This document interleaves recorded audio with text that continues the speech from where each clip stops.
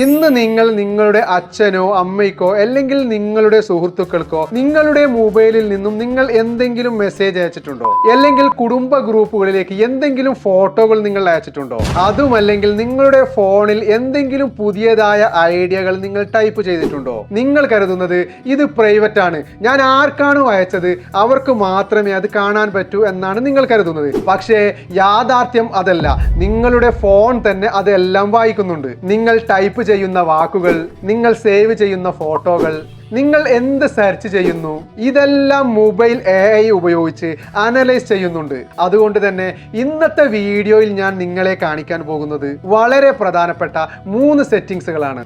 ആദ്യം നമുക്ക് keyboard settings fix ചെയ്യാം. അതിനായി നിങ്ങളുടെ ഫോണിലെ സെറ്റിംഗ്സ് ആദ്യം നിങ്ങൾ ഓപ്പൺ ചെയ്യുക. ശേഷം മുകളിലെ സെർച്ച് ബാറിൽ നിങ്ങൾ കീബോർഡ് എന്ന് ടൈപ്പ് ചെയ്യുക. പിന്നെ വരുന്ന ഓപ്ഷനിൽ ഓൺ സ്ക്രീൻ കീബോർഡ് എന്നുള്ളൊരു ഓപ്ഷൻ കാണാം.